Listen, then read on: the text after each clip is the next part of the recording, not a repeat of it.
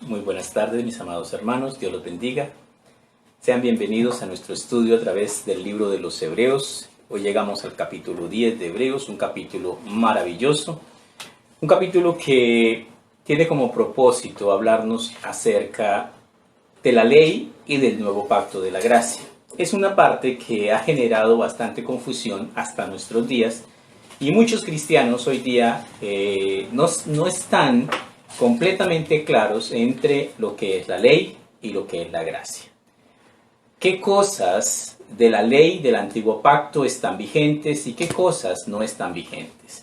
Entonces es maravilloso tener un libro como este, el libro de Hebreos, que fue escrito por un judío para judíos, para hacerles entender que las cosas van cambiando y que las cosas van cambiando de aquellas cosas que son sombras a aquellas cosas que ya son las promesas cumplidas y reales. Entonces vamos a orar. Maravilloso Padre, te damos gracias por este tiempo en el cual venimos ante ti, precioso Dios, pidiendo tu bendición, tu dirección, pidiendo, Padre Celestial, que tu Espíritu Santo esté con nosotros, dándonos, Señor, el entendimiento para comprender, para que nos sea revelada tu palabra, Señor. Ayúdanos, Padre Celestial, con sencillez a que podamos recibir tu palabra con toda mansedumbre y reverencia. Que podamos entender, Señor, los secretos profundos en donde muchos grandes teólogos y muchas personas de fe han tropezado y han caído. Danos, Señor, corazón sano, sabio y dispuesto a entender y obedecer tu palabra. Bendícenos con tu divina presencia. Seguimos, Señor, colocando en tus manos la vida de todos nuestros hermanos, Señor. Oramos contra esta pandemia, Padre Celestial, para que por tu nombre y tu misericordia, todas las personas contagiadas, Señor, tengan la fuerza y el vigor y se puedan recuperar, oh Dios nuestro. Y que la epidemia no se esparza, Señor. Te pedimos, amado Señor, por aquellas personas que están enfermas, que tú les des aliento y fuerza, por aquellas personas que están en la primera línea de contagio, Señor. Que tú los protejas, Padre Santo, que tú, Señor, los rodees de tu inmensa misericordia. Ni las hojas de los árboles se mueven si no es por tu poder. Nada ocurre si no es bajo tu soberana voluntad. Te pedimos, Señor, que tengas misericordia de cada uno de nosotros, que con tu divina gracia nos libres del mal y nos guardes, Señor, del maligno. En tus manos, Señor, colocamos nuestra vida, oramos por nuestro ejército, por nuestra policía, por la fiscalía, por toda la gente que está trabajando, por los que están, Señor, llevando mercados a esos lugares de difícil acceso, Padre Santo, a los que están de una u otra manera ayudando a su prójimo, precioso Dios, bendícelos. Y a cada uno de nosotros, Señor, danos corazón agradecido y corazón, Señor, que pueda realmente mirar hacia ti y esperar en ti y aguardar de tu divina presencia la salvación gloriosa que nos has prometido, Señor, y que fue construida sobre la sangre del unigénito Hijo de Dios. Pedimos, Señor, tu bendición. Bendecimos, Señor, a nuestros hermanos. Bendecimos, amado Dios, tu preciosa palabra. Bendecimos nuestra familia, Padre Santo, nuestra esposa, nuestros hijos, Señor. En estos tiempos, Señor, de estar en nuestra casa, que podamos, Señor, guardarnos, que podamos bendecirnos, que podamos, Señor, edificarnos, que podamos verdaderamente, Señor, retomar ese tiempo de reenamoramiento y de compartir con nuestra familia de la manera como Dios quiere que nosotros tengamos nuestra casa como ese altar pequeño. Pedimos tu bendición y te damos gracias en el nombre de Cristo Jesús. Amén. Abramos nuestras Biblias en el libro de Hebreos, en el capítulo 10.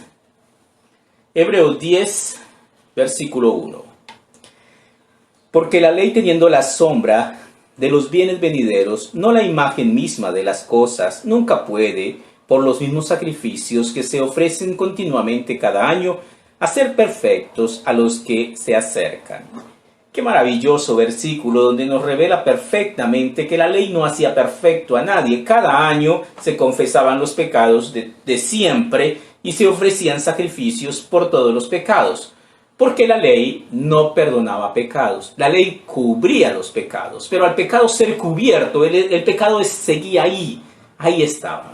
Entonces, esto es muy importante. Cuando yo a veces sin entender la palabra de Dios, abrazo doctrinas que son de la ley y que guardan la ley y tiendo a pensar que si guardo la ley me voy a salvar, estoy totalmente equivocado.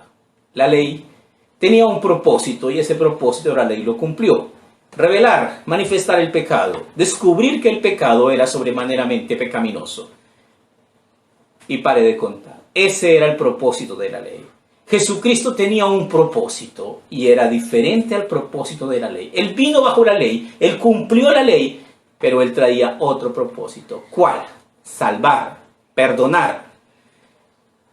Que aquellos que quisieran serían convertidos en hijos de Dios y herederos del reino de los cielos. Es un propósito diferente.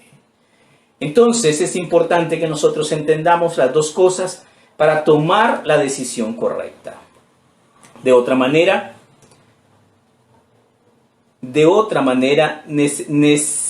cesarían de ofrecer pues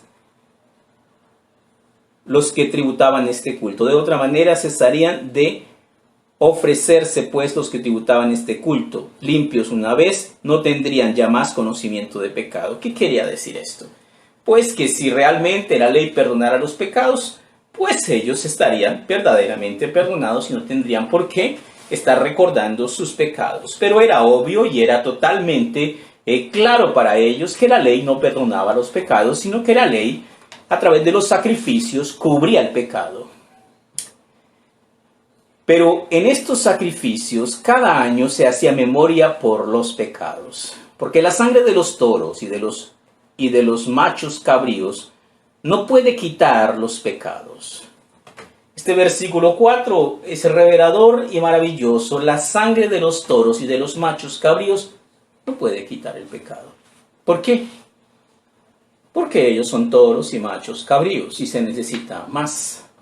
Se necesita un sacrificio que llene las expectativas divinas. Y ese sacrificio solo podía ser el del unigénito Hijo de Dios, santo, sin pecado, perfecto.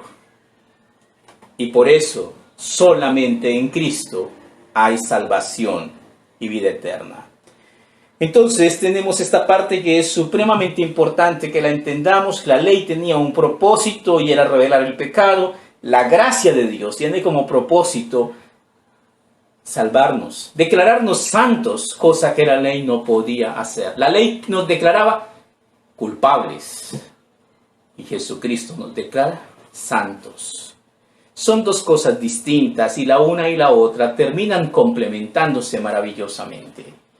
Versículo 5, por lo cual entrando en el mundo dice, sacrificio y ofrenda no quisiste. ¿Qué eran los sacrificios y las ofrendas del Antiguo Testamento? Símbolos del sacrificio perfecto que se ofrecería algún día por la humanidad. ¿Cómo? Un hombre perfecto, un hombre sin pecado, sin ni un solo pecado. ¿Quién? Solo hay uno. Y nadie más, solo Jesús.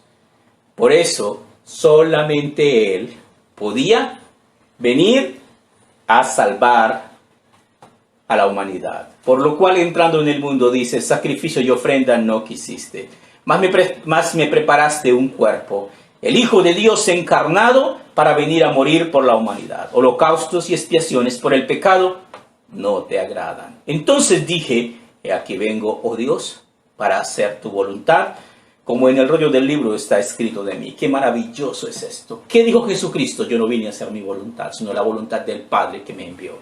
Jesucristo vino a obedecer cuidadosamente todas las profecías que el Padre había ordenado escribir acerca de él.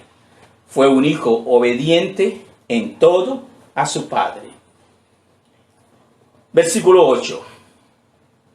Diciendo primero, sacrificio y ofrenda y holocausto y expiación por los pecados no quisiste, ni te agradaron, las cuales cosas se ofrecen según la ley. Entonces, según la ley tenemos los sacrificios, la ofrenda, los holocaustos y la expiación por el pecado. Dios dijo, ya no quiero eso. Ya quiero lo que me proyecté desde el comienzo. Génesis 3:15. Y pondré enemistad entre ti y la mujer, entre tu simiente y la simiente suya. Esta te herirá en la cabeza y tú le herirás en el calcañar. Simbolizando la simiente de la mujer a Jesucristo, quien vendría a quitarle a Satanás el imperio de la muerte y del pecado, y a resucitar levantándose de los muertos.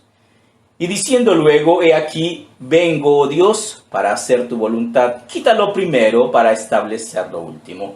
Quita el sacrificio y la ofrenda de la ley para establecer el sacrificio perfecto de la gracia, en donde sí hay perdón de pecados, en donde el hombre es declarado santo y justo por la obra redentora del Cordero de Dios que quita el pecado del mundo. No hay comparación en las ventajas de uno y las desventajas de otro. El pacto de la gracia es sobremanera maravilloso. El pacto de la ley es defectuoso. El pacto de la ley concluye con acusarte y señalarte como reo y como culpable. Y bajo la ley eres culpable porque el que transgrede uno de los puntos de la ley se hace transgresor de todos. Entonces la ley lleva a juicio, pero la gracia lleva a perdón, misericordia y salvación. Y eso es lo que nosotros debemos entender. En esa voluntad somos santificados mediante la ofrenda del cuerpo de Jesucristo hecha una vez para siempre. Este versículo 10 es precioso. En esa voluntad, en la voluntad de Dios el Padre, de enviar a su Hijo, y cuando el Hijo estuvo en el huerto de Getsemaní y su sudor era como gruesas gotas de sangre, y cuando el Hijo oró al Padre repitiendo la oración y le dijo, Padre, yo sé que para ti todo es posible, y si es posible, pasa de mí esta copa sin que yo la beba, mas no sea mi voluntad sino la tuya. Y el Padre le respondió, no hay otra manera, no existe otro camino. Y oró 3 veces la misma oración, y luego puso su rostro como pedernal y se preparó para morir. Y murió. Para construir sobre sí mismo el único, el perfecto camino de salvación para que todo aquel que en él crea no se pierda, mas tenga vida eterna. Pero todavía hay muchas personas confundidas en sus propios pensamientos.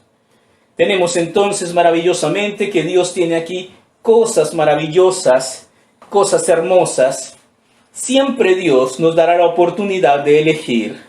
En el Evangelio según San Lucas, capítulo 23, versículo 32. Lucas 23, 32.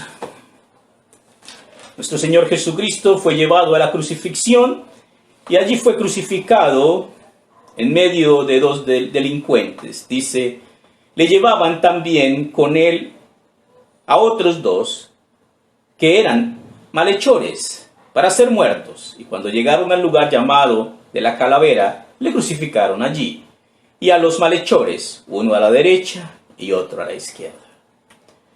Y Jesús decía, Padre, perdónalos, porque no saben lo que hacen. Y repartieron entre sí sus vestidos echando suertes. Y el pueblo estaba mirando, y aún los gobernadores y aún los gobernantes se burlaban de él, diciendo a otros, sálvese a sí mismo. Si este es el Cristo, el elegido de Dios. Los soldados también le escarnecían, acercándose y presentándole vinagre, y diciendo, si tú eres el rey de los judíos, sálvate a ti mismo. Había también sobre él un título escrito con letras griegas y latinas y hebreas, este es el rey de los judíos. Y uno de los malhechores, que estaban colgados, le injuriaba diciendo, si tú eres el Cristo, sálvate a ti mismo y a nosotros.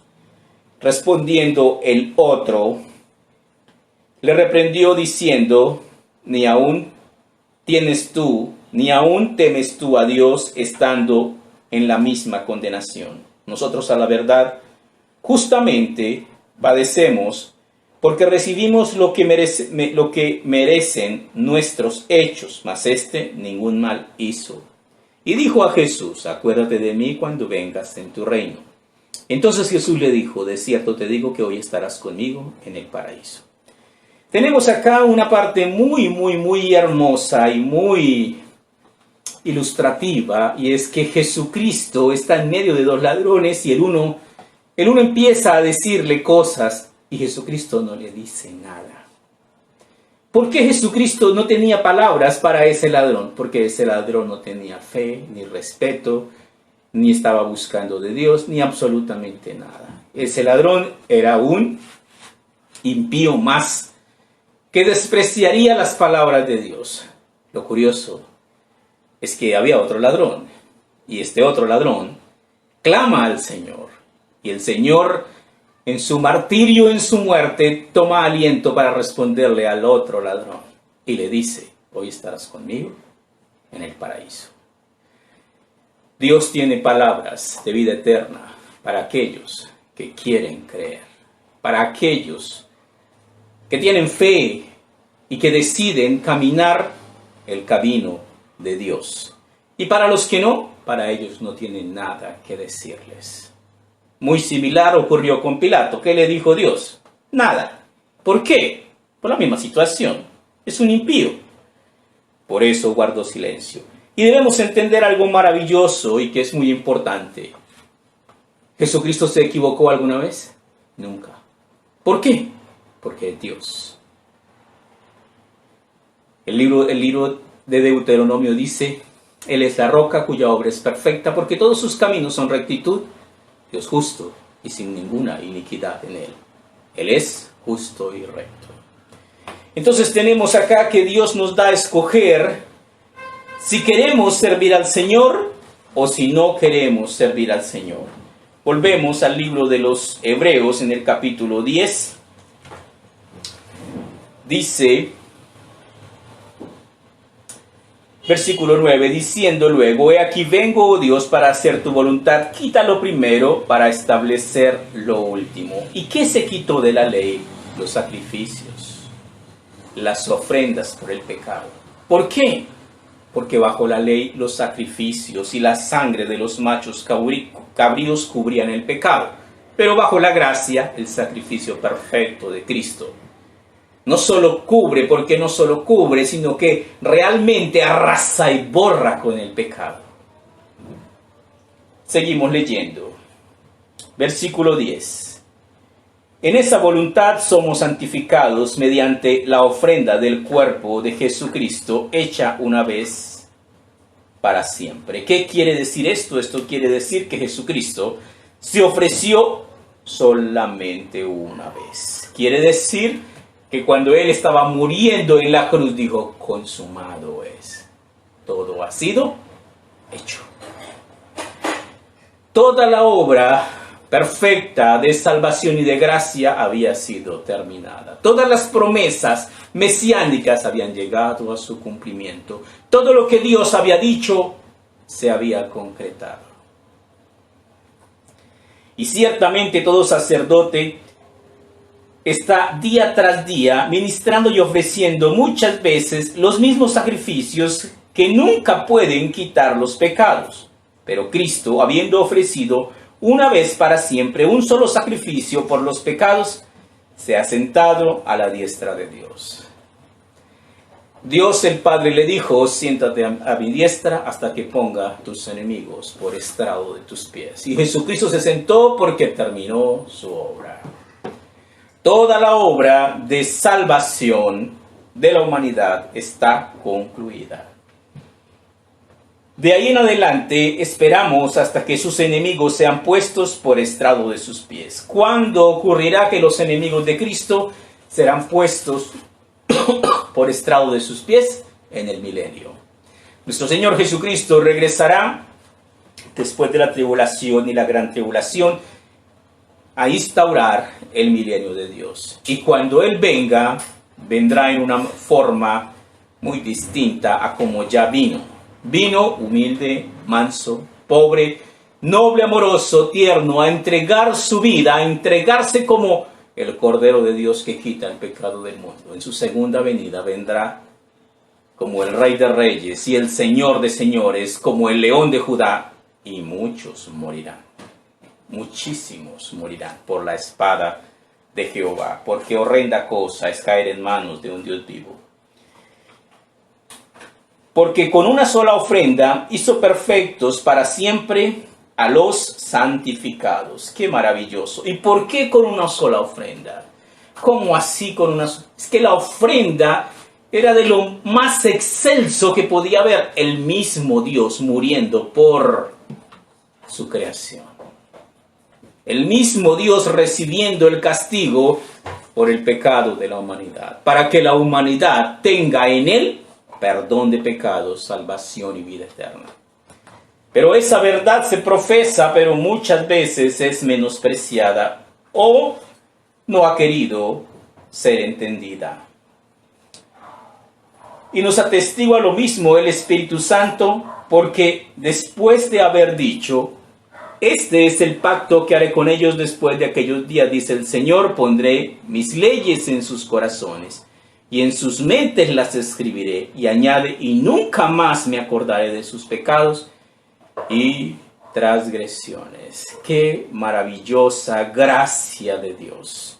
Aunque esto es una cuestión muy propia para el último pacto de Dios con el pueblo judío. Estamos leyendo el libro de los Hebreos, que es un libro especialmente dedicado a los hebreos, que son los judíos. Y se está haciendo referencia a un tiempo futuro maravilloso en el cual Dios perdonará y redimirá a su pueblo, pero cuando Dios perdone y redima a su pueblo, ya pasó la tribulación y la gran tribulación. Durante esos periodos, es muy probable que Satanás, a través del anticristo, haya borrado de la tierra la Biblia. Y entonces Dios, que es todopoderoso, le dará a los judíos un regalo más en su divina gracia y bondad. Y los judíos recibirán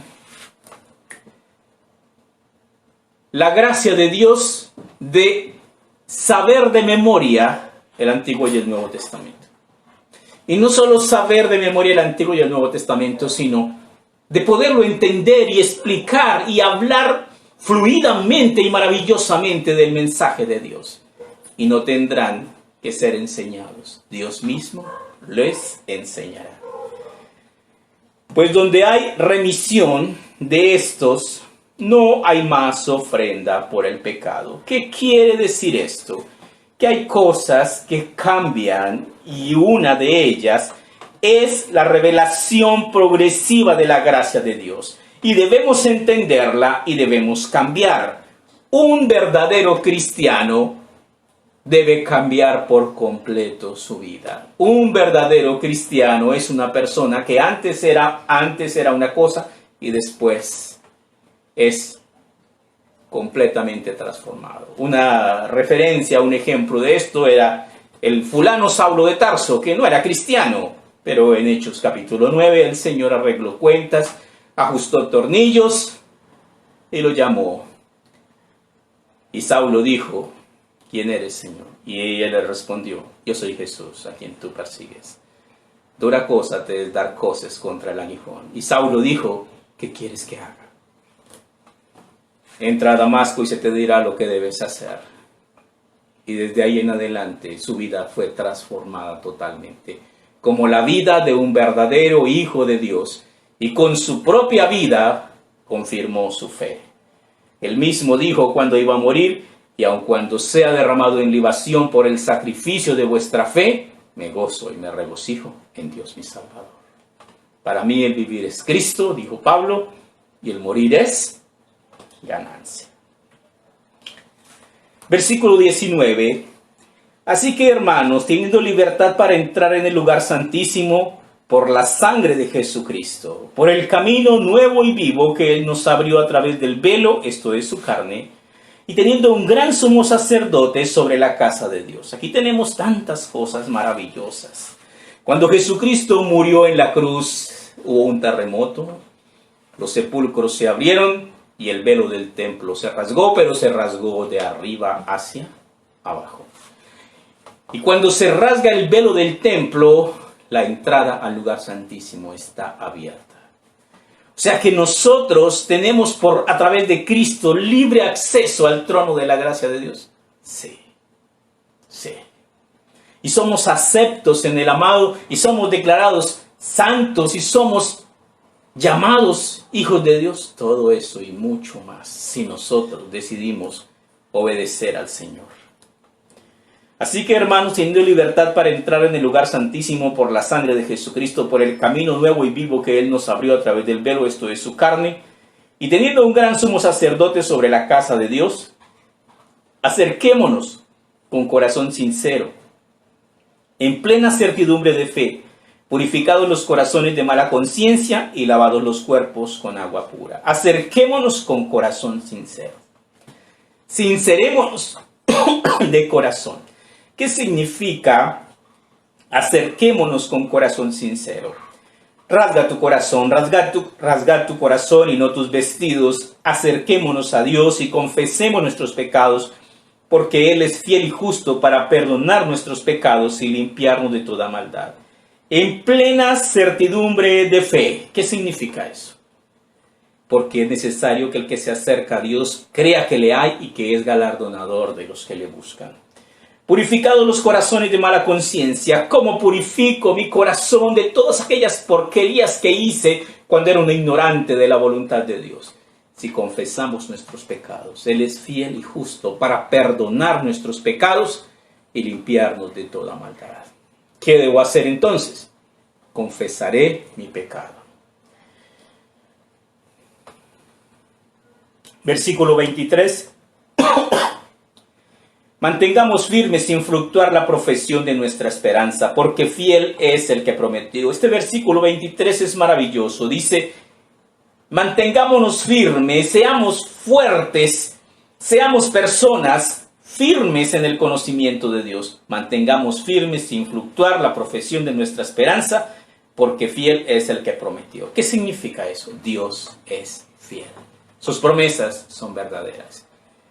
Dios es fiel y poderoso para cumplir todo lo que ha prometido y mucho más.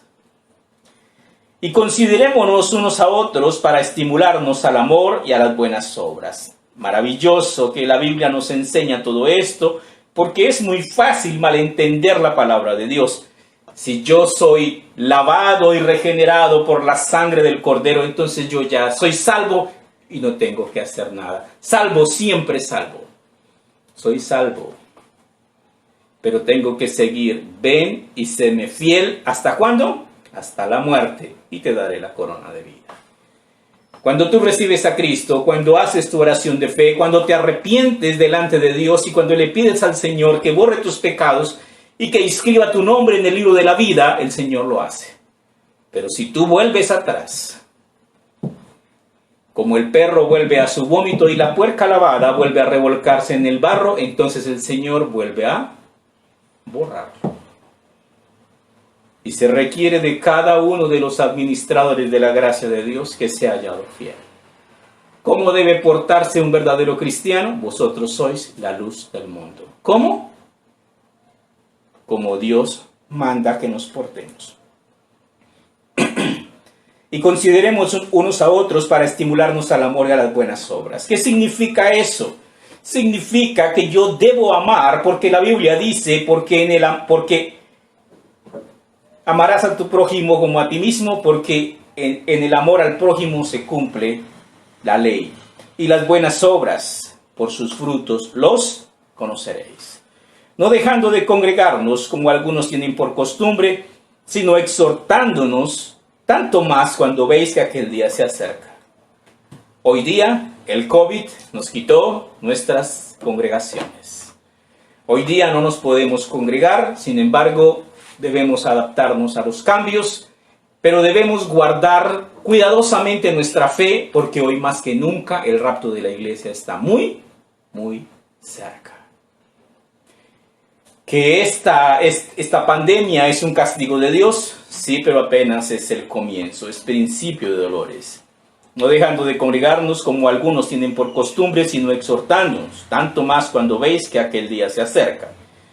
Porque si pecáramos voluntariamente después de haber recibido el conocimiento de la verdad, ya no queda más sacrificio por los pecados. ¿Qué significa esto? Desafortunadamente significa que si yo soy un cristiano, pero vivo en pecado, y no quiero dejar mi pecado, lo que sé de Dios me servirá para mayor condenación. Porque Dios, porque Jesús no es ministro de pecado, porque la voluntad de Dios, para eso apareció el Hijo de Dios, para deshacer las obras del diablo, para hacer trizas la obra de Satanás, para enseñarnos que podemos vivir como cristianos obedeciendo cuidadosamente la palabra del Señor. Sí se puede. Al que nunca cometió pecado, por nosotros fue hecho pecado, para que nosotros fuésemos hechos justicia de Dios en él. Sino una horrenda expectación de juicio y de hervor de fuego que ha de devorar a los adversarios. Jesucristo dijo: el que no es conmigo, contra mí es. Y yo debo tomar partido en dónde voy a estar, con Cristo o contra él. Y Jesucristo dijo: vosotros sois mis amigos si hacéis lo que yo os mando. El que viola la ley de Moisés por el testimonio de 2 o 3 testigos muera irremisiblemente. Significa que la ley tenía juicios de muerte. ¿Cuánto mayor castigo pensáis que merece el que pisoteare al Hijo de Dios y tuviere por inmunda la sangre del pacto en el cual fue santificado e hiciere afrenta al Espíritu de gracia? ¿Qué quiere decir esto? ¿Cuánto mayor castigo piensa usted que se merece aquel que trajera escarnio y dolor al nombre de Dios? Lo que Dios quiere es que nosotros seamos hijos obedientes, hijos fieles, hijos leales, hijos que obedezcamos amorosamente la palabra de nuestro Dios. Versículo 30. Pues conocemos al que dijo: mía es la venganza, yo pagaré. Yo daré el pago, dice el Señor. Y otra vez el Señor juzgará a su pueblo. Y el verso 31 dice: horrenda cosa es caer en manos del Dios vivo. ¿Qué quiere decir esto? Quiere decir que Dios extiende su amor y su gracia para todos aquellos que aceptan su amor y su gracia. Y el amor de Dios se llama Jesús, porque de tal manera amó Dios al mundo, Juan 3:16, que ha dado a su Hijo unigénito para que todo aquel que en él cree no se pierda, mas tenga vida eterna. El que cree en el Hijo tiene vida eterna, mas el que no cree en el Hijo de Dios no verá la vida, sino que la ira de Dios está sobre él. Pero traed a la memoria los días pasados en los cuales, después de haber sido iluminados, sostuviste gran combate de padecimientos. Por una parte, ciertamente con vituperios y tribulaciones fuisteis hechos espectáculo, y por otra llegasteis a ser compañeros de los que estaban en una situación semejante. ¿Qué significa? Cuando vino la persecución, ellos eran genuinos y verdaderos cristianos, pero muchas veces el relajamiento y la buena vida corrompen las buenas costumbres. Cuando fueron perseguidos, cuando eran maltratados, cuando eran genuinos, porque de los presos también os compadeciste, y del despojo de vuestros bienes sufristeis con gozo, sabiendo que tienes en vosotros una mejor y perdurable herencia en los cielos. No perdáis, pues, vuestra confianza, que tiene grande galardón, porque es necesaria la paciencia, para que, habiendo hecho la voluntad de Dios, obtengáis la promesa. ¿Qué significa? En Apocalipsis el Señor le dice a su iglesia: ven y sé fiel hasta la muerte, y te daré la corona de vida. Versículos hermosos dice: porque aún un poquito, y el que ha de venir vendrá y no tardará. Mas el justo vivirá por la fe, y si retrocediere, no agradará a mi alma. ¿Qué quiere decir esto? ¿Podemos retroceder en la fe? Eso se llama apostasía. Sí, hay muchos apóstatas. Y muchos que empezaron bien terminaron mal. Por eso debemos ser muy cuidadosos, y el apóstol Pablo nos recomienda: ocuparos en vuestra salvación con temor y temblor. No descuides tu vida espiritual, no descuides tu comunión con Dios. Pero nosotros no somos de los que retroceden para perdición, sino de los que tienen fe para la preservación del alma. ¿Qué está en juego? tu alma, tu eternidad, mi eternidad. Si disfrutas en pecado por unos años aquí en la tierra, lo pagará tu alma por la eternidad. Dios quiere que nosotros aprendamos a seguir adelante, a ser fieles. Mateo 22:14 dice, muchos son los llamados, pero los escogidos son pocos. Es importante que nosotros caminemos cuidadosamente en el camino de la fe para alcanzar la misericordia y la gracia de Dios. Terminamos en Mateo 24, versículo 11. Mateo 24, 11. En Mateo 24, versículo 11, el Señor advierte acerca de los tiempos finales y de las situaciones que se van a vivir, y muchos falsos profetas se levantarán y engañarán a muchos. Hoy día tenemos muchos falsos profetas engañando a la gente. Y uno a veces se pregunta, ¿por qué? ¿Por qué la gente se deja engañar si saben que la verdad es la palabra de Dios? Porque les gusta comer de lugar distinto. Tenemos la palabra profética más segura, la cual hacéis bien en estar atentos como una antorcha que alumbra en lugar oscuro, hasta que el día esclarezca y el lucero de la mañana salga de nuestros corazones. Esta es la palabra de Dios a la cual debemos prestar atención. Y muchos falsos profetas se levantarán y engañarán a muchos. Y por haberse multiplicado la maldad, el amor de muchos se enfriará. Mas el que persevere, ¿hasta dónde? Hasta el fin. ¿Qué dice? Mas el que persevere hasta el fin, ese será salvo. Mis amados hermanos, esta vida tiene un propósito y es tomar la decisión correcta. Pero tomar la decisión correcta requiere de tener convicciones claras. Y esas convicciones claras es tener las cosas bien claras. ¿Sabes qué quiere Dios de ti? Oh hombre, Él te ha declarado lo que es bueno y que pide Jehová de ti. Solamente hacer justicia, amar misericordia y ¿qué más? Y humillarte ante tu Dios. Que el Señor nos dé sabiduría para vivir una vida conforme a su voluntad. Y que aprovechemos el tiempo porque los días son malos y lo peor es que vendrán tiempos peores. Pero un día de estos, antes de que el mundo caiga